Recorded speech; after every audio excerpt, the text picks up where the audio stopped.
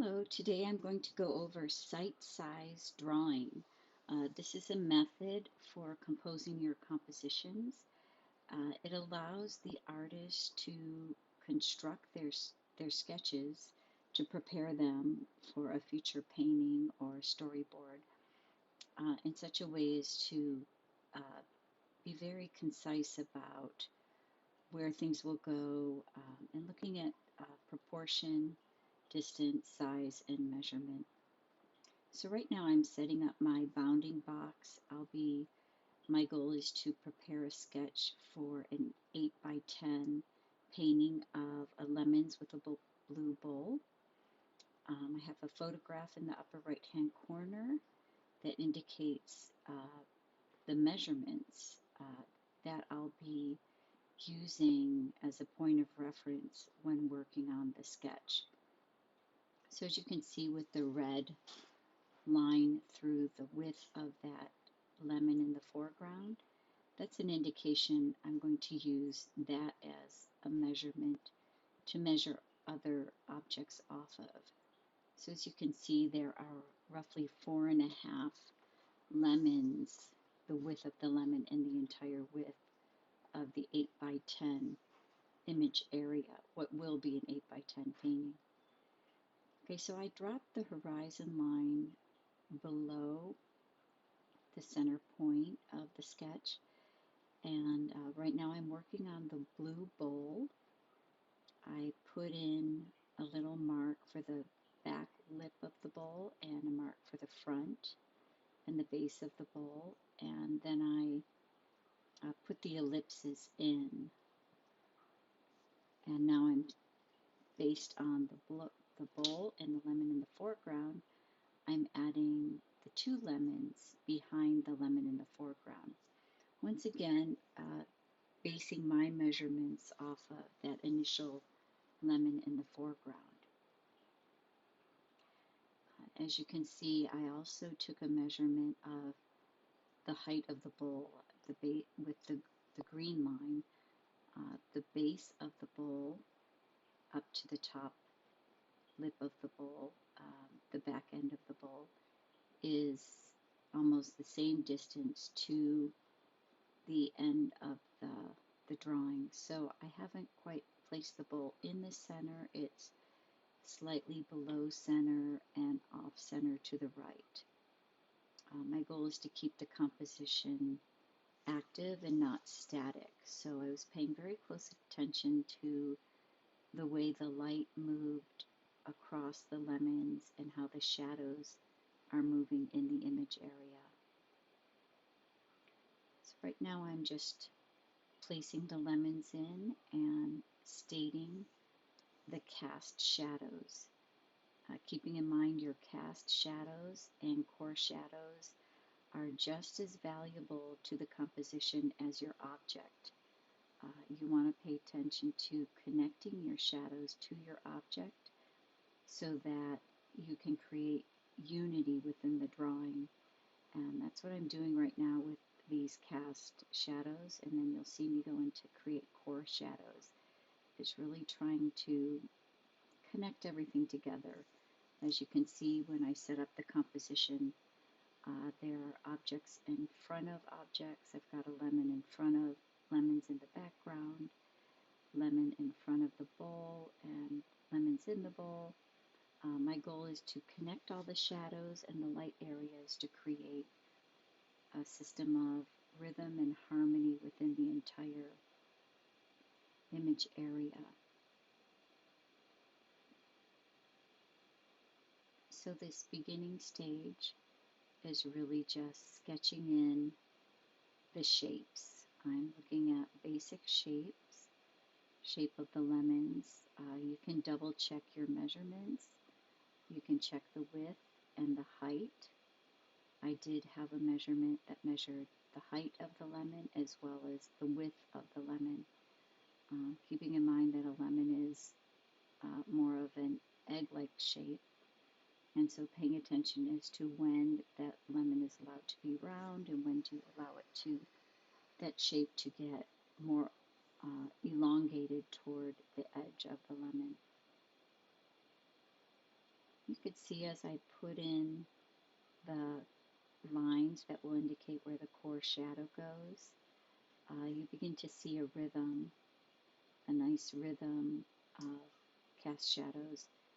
This is keeping in mind the light source is in the upper left-hand corner, and it's going to allow for, there's a single light source on the still life, and that allows for us to have a very consistent shadow pattern, which will just be comforting for the eye and create unity within the drawing. So I'm going in with an HB pencil right now and putting in my midtones. I will go over these midtones later with a 6B pencil to make some of those shadows a little bit darker. But for now, I'm just putting in all of my midtone areas. I'm adding a front edge to the table. So the bowl and the lemons are sitting on a table, and I'm putting a front edge in. That edge helps to reinforce the light side of the table. What I'm working on here is what you call a low-key sketch. Low-key means that the majority of the sketch is in the mid-tone range or dark range. So we're looking at values of 50% all the way up to 100%, 100% being dark, your darkest area.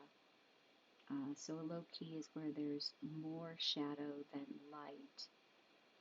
For the sake of compositional interest, I'm working with a no-tan of 2/3 in darkness and 1/3 in light.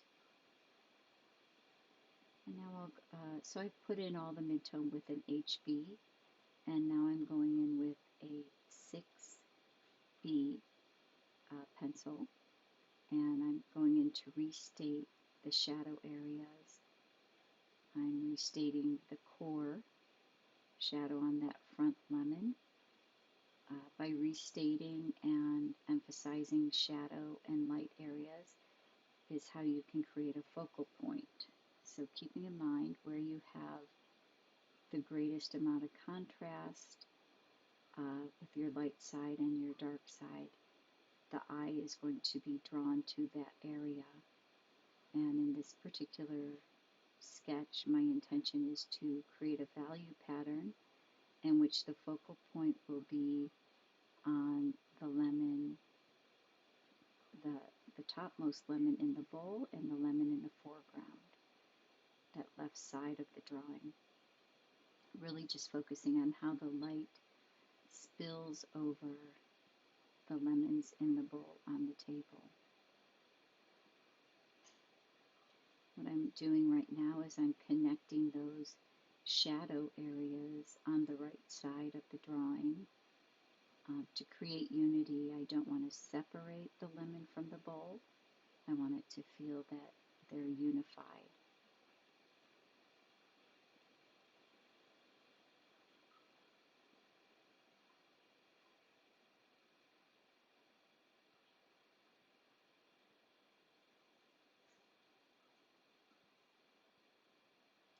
And now I'll go into the lighter area of the lemons, and I'm using an H pencil. I don't want to get too dark in there. You can stay pretty light. I like to stay with maybe a 30 to 40% value in the light areas and just save that 10-20% for the highlight area. Once again, because this is a low key sketch, I'm planning to create a low key painting. And at the end of this demo, you will have an opportunity to see the final painting that this sketch informed. And while you continue to watch me render the values, I'm focusing on a 3 to 5 value system where my darkest values are the shadow area, and I can create two values in the dark area, the darkest area being the core shadow and the cast shadow, the darkest area closest to the object in the cast shadow, and then a dark area, a secondary dark in the shadow area.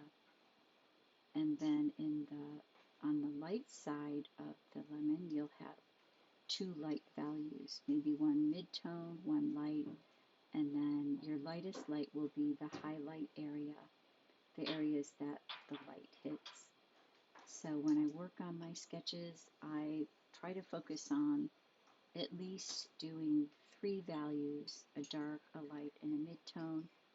And if I really want to start to define the focal point and really think about how I'm going to work with value, I may go as far as to create a 5-value sketch. So back to talking about site sizing. What you're doing is you're going to choose your object, and in this particular sketch I chose the lemon in the foreground, and I also chose the bowl behind the lemon. What you do when you have that object, you use it as a basis for measuring other objects within the drawing. So I used the width of the lemon and figured out how many widths are in the piece, and then I created the lemon at that size, how many lemons would move across the width of the piece. And then in terms of the height, I took the height of the lemon and how many heights of the lemon would move from the base of the piece all the way to the top of the piece.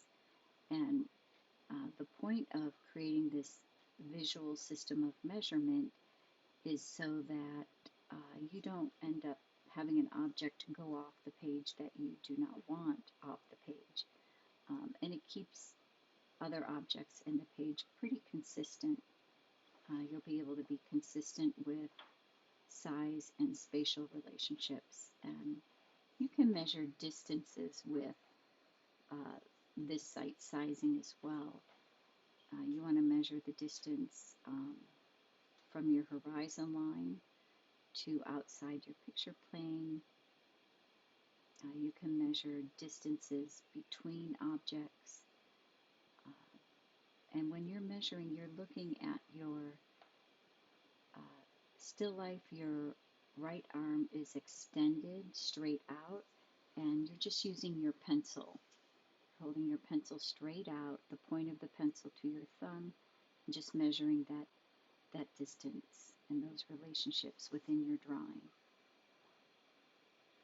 So right now, so keep in mind that that pencil your arm is extended straight out while you're looking at your still life, and you're creating a measurement that you can go by to measure other objects within your drawing. So right now I'm just going in and I'm making refinements. That's a 6B pencil I'm using to render the background of the lemon sketch. So I'm really moving into a low key here. I'm creating a dark background, and I'm really allowing some of those dark values to spill into the right side of the drawing, because the light source is in the upper left-hand corner. So the objects closer to the light source are going to be lighter, and that's going to create distance. With the objects to the right of the drawing being allowed to fall into the shadow of the blue bowl in this particular still life.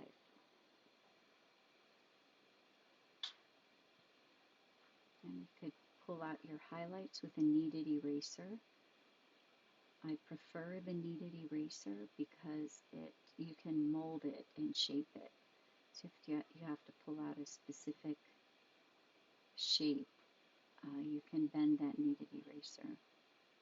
You can see how I can also go in with the point of my pencil and refine some areas Okay, so that is the painting. This sketch informed the painting that you see here right now. So this is a pretty good example of how a sketch would inform a future painting.